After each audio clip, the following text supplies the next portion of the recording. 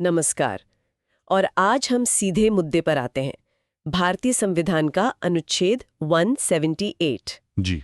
ये वो प्रावधान है जो तय करता है कि राज्यों की विधानसभाएं अपना अध्यक्ष मतलब स्पीकर और उपाध्यक्ष डिप्टी स्पीकर कैसे चुनेंगी। हाँ, ये बहुत ही महत्वपूर्ण अनुच्छेद है। सुनने में शायद ये थोड़ी क्या कहते हैं, प्रक्रियात्मक सी बात लगे, लेकिन सदन के कामकाज के लिए और उसकी स्वतंत्रता के लिए ये बेहद अहम है। बिल्कुल, विधायी स्वतंत्रता की बुनियाद है ये। हमारे पास जो जानकारी है वो खास तौर पर इसी अनुच्छेद और इसकी कार्यप्रणाली पर ही केंद्रित है।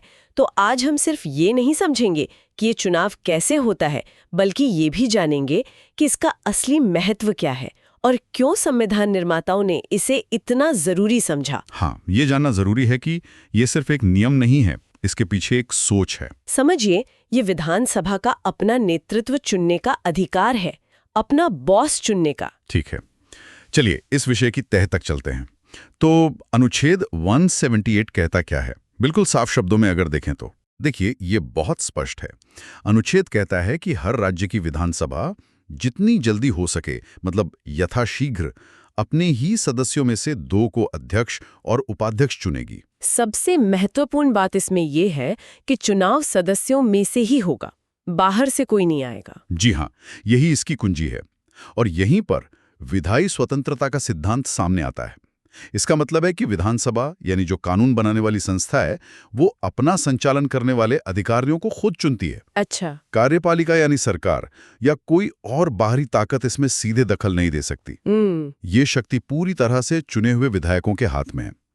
एक तरह से ये सदन की आंतरिक स्वायत्तता की गारंटी है। आंतरिक स्वायत्तता, ये शब्द महत्वपूर्ण है। तो ये चुनाव होता कैसे है फिर? क्या कोई खास प्रक्रिया है इसकी? हाँ, प्रक्रिया निर्धारित है, बिल्कुल। बताइए जरा। सबसे पहले तो नामांकन होता है। कोई भी सदस्य किसी दूसरे सदस्य का नाम प्रस्तावित कर सकता है अध्यक्ष या उपाध्यक्ष पद के लिए। कोई भी, मतलब मैं विधायक हूं तो मैं किसी और विधायक का नाम दे सकती हूँ? आप दे सकती हैं, लेकिन यहाँ एक शर्त है। जैसा कि हमारे स्रोत बताते हैं, आपके प्रस्ताव को कम से कम 5 और सदस्यों का समर्थन मिलना चाहिए। अच्छा, 5 सदस्यों का समर्थन, ये क्यों? हाँ, ये शायद इसलिए ताकि केवल गंभीर उम्मीदवार ही मैदान में हो। ये सुनिश्चित करता है कि उम्मीदवार को सदन में एक न्यूनतम प्रारंभिक स्वीकार्यता तो हासिल हो। हाँ, ये बात तो सही है। ठीक है, तो नामांकन हो गया, 5 लोगों का समर्थन भी मिल गया। अब अगर सिर्फ एक ही उम्मीदवार है, तब तो चुनाव निर्विरोध हो जाता है। आसान। हाँ, वो तो जाहिर है। लेकिन अगर एक से ज्यादा उम्मीदवार हैं, तो फिर मतदान होता है। मतदान, और ये कैसे तय होता है कौन जीता है? आमतौर पर ये साधारण बहुमत से तय होता है, यानी जिस उम्मीदवार को आधे से ज्यादा उपस्थित और मतदान करने वाले सदस्यों का वोट मिलता है, वो जीत जाता है। Simple majority. जी। और स्रोत ये भी बताते हैं कि ये मतदान गुप्त मतपत्र यानी सीक्रेट बैलेट के जरिए होता है। गुप्त मतदान, ये दिलचस्प है। सदन के अंदर गुप्त मतदान क्यों? हाँ, ये दिलचस्प है। इसके पीछे शायद ये सोच है कि सदस्य बिना किसी पार्टी के दबाव के अपनी समझ और विवेक के अनुसार वोट कर सकें, खासकर इतने महत्वपूर्ण पद के लिए जहां निष्पक्षता की उम्मीद की जाती है। ये एक तर्क हो सकता है, हालांकि पारदर्शिता वाली बात भी है। खैर, इस पर बाद में सोचेंगे। हाँ, बिल्कुल। एक और बात मेरे मन में आ रही है, जब नई विधानसभा बनती है चुनाव के फौरन बाद, तब तो कोई अध्यक्ष नहीं होता। उस शुरुआती दौर के लिए क्या व्यवस्था है? कौन चलाता है सदन? हाँ, ये अच्छा सवाल है। उस स्थिति के लिए प्रोटेम स्पीकर की व्यवस्था है। प्रोटेम स्पीकर, ये कौन होते हैं? आमतौर पर सदन के जो सबसे वरिष्ठ सदस्य होते हैं, उन्हें राज्यपाल द्वारा अस्थायी अध्यक्ष नियुक्त किया जाता है। वरिष्ठता मतलब उम्र में या अनुभव में? ज्यादातर अनुभव और सदन में कार्यकाल के आधार पर।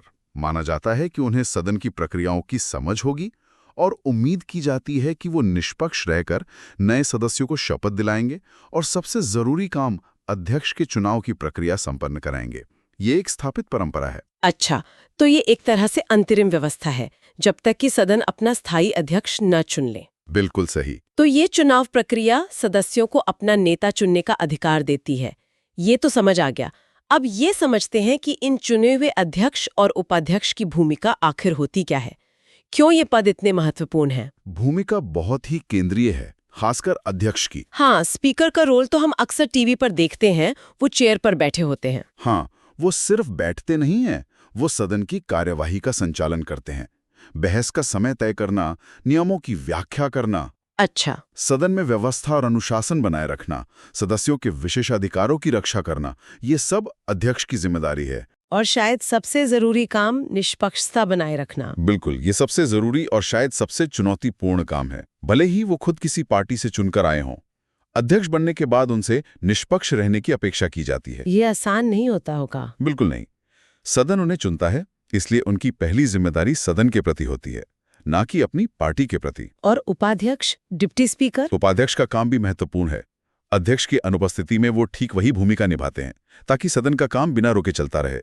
वो एक तरह से अध्यक्ष के सहायक और विकल्प होते हैं।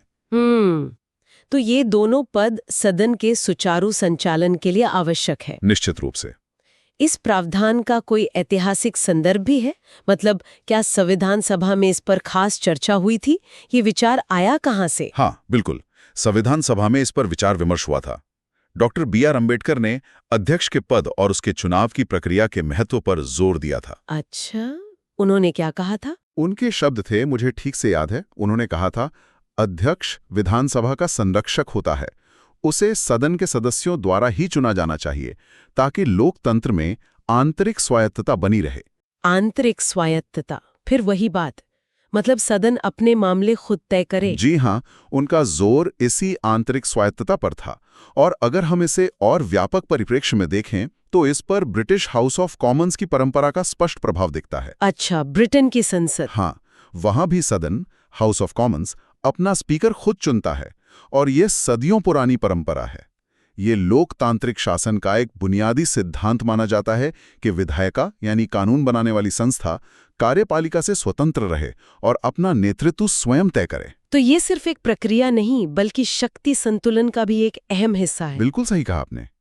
ये शक्ति संतुलन और विधायिका की गरिमा दोनों के लिए जरूरी है। और ये सिद्धांत आज भी उतना ही प्रासंगिक है ना?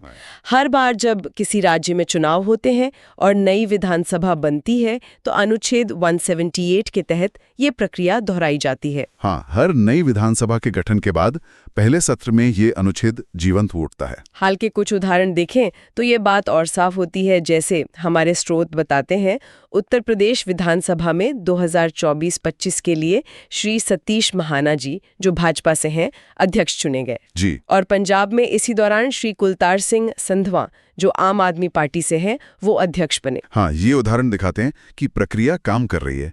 ये भी दिखता है कि अक्सर सत्ताधारी दल का सदस्य ही अध्यक्ष बनता है, जो एक स्थापित राजनीतिक चलन सा बन गया है। हाँ, ये चलन तो है। हालांकि ये सवाल जरूर उठता है कि क्या पार्टी से जुड़ा व्यक्ति पूरी तरह निष्पक्ष रह पाता है? ये एक वाजिब सवाल है, लेकिन संवैधानिक अपेक्षा यही है कि पद पर बैठने के बाद वो निष्पक्ष रहेंगे। झारखंड विधानसभा का उदाहरण 2024 पूरी प्रक्रिया को अच्छे से दिखाता है। चुनाव के बाद पहले प्रोटेम स्पीकर ने शपथ दिलाई, फिर सदन ने बाकायदा चुनाव करके श्री रविंद्रनाथ महतो झामुमो को अध्यक्ष और श्री योगेश्वर महतो को उपाध्यक्ष चुना। अच्छा। स्रोत ये भी बताते हैं कि चुने जाने के बाद अध्यक्ष और उपाध्यक्ष को राज्यपाल के समक्ष शपथ लेनी होती है। ये भी प्रक्रिया का हिस्सा है। तो ये सारे उदाहरण दिखाते हैं कि सिर्फ कोई किताबी नियम नहीं है, बल्कि एक जीवंत संवैधानिक प्रक्रिया है जो लगातार चलती रहती है। बिल्कुल, और ये सिर्फ औपचारिकता नहीं है। अध्यक्ष का चुनाव कभी-कभी सदन के मिजाज और शक्ति संतुलन का भी प्रतीक होता है। हाँ, कई बार काफी गहमा-गहमी भी हो जाती है चुनाव में। जी हाँ, जो राज्य की तत्कालीन राजनीति को दर्शाता है। पर क्या इस प्रक्रिया को लेकर कभी कोई विवाद या चुनौतियां भी सामने आई हैं? क्या हमेशा सब कुछ सुचारू रूप से होता है? नहीं, हमेशा नहीं, विवाद भी हुए हैं। जैसे महाराष्ट्र का मामला शायद आपको याद हो, 2023 में अध्यक्ष पद का चुनाव काफी समय तक टलता रहा था। हाँ, मुझे याद है, काफी खबरें थी इस पर। ये मामला इतना बढ़ा कि सुप्रीम कोर्ट तक गया और अदालत को इस देरी पर टिप्पणी करनी पड़ी थी। सुप्रीम कोर्ट को दखल देना पड़ा। जी, ये एक गंभीर मामला था और ये एक महत्वपूर्ण सवाल उठाता है। सुप्रीम कोर्ट ने बाद में 2024 में फिर से इस बात पर जोर दिया कि अध्यक्ष का चुनाव विधानसभा के पहले सत्र में ही हो जाना चाहिए। मतलब देरी नहीं होनी चाहिए। बिल्कुल। कोर्ट का मानना है कि देरी का मतलब है कि सदन प्रभावी ढंग से काम नहीं कर पा रहा है, क्योंकि अध्यक्ष के बिना कई महत्वपूर्ण विधायी कार्य रुक जाते हैं। ये संवैधानिक निर्देश की अनदेखी तो है ही, साथ ही ये विधायिका के कामकाज को सीधे तौर पर प्रभावित करता है। तो इसका मतलब है कि अदालतें भी इस प्रक्रिया के समय पर पूरा होने को विधायिका के सुचारू संचालन के लिए बेहद जरूरी मानती हैं। निश्चित रूप से।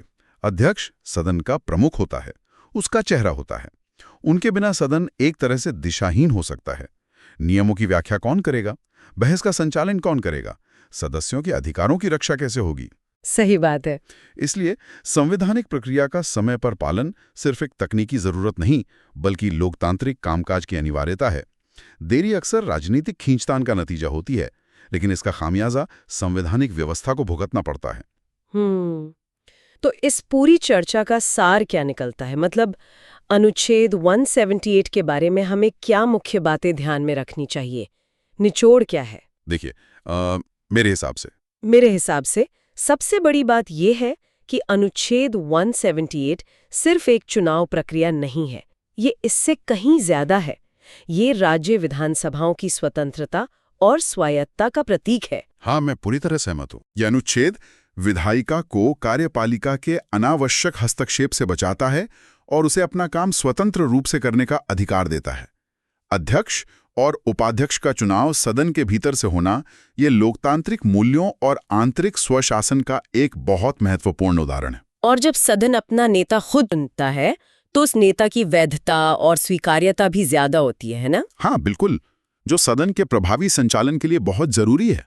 तो हमने आज अनुच्छेद 178 को समझा, उसकी प्रक्रिया, उसमें शामिल लोगों की भूमिका, उसकी ऐतिहासिक पृष्ठभूमि, आज के समय में उसकी प्रासंगिकता और उससे जुड़ी कुछ चुनौतियों को भी देखा। जी, ये वाकई भारतीय लोकतंत्र की एक महत्वपूर्ण कड़ी है। हाँ, इसमें कोई शक नहीं।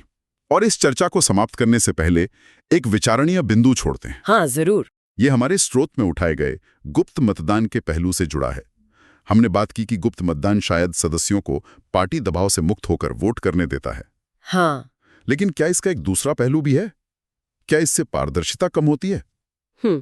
ये सोचने वाली बात है। सदन के इतने महत्वपूर्ण पद के लिए, जिसके धारक से निष्पक्षता की इतनी ज्यादा उम्मीद की जाती है, क्या उसके चुनाव में पारदर्शिता ज्यादा जरूरी है या सदस्य की वोटिंग की गोपनीयता?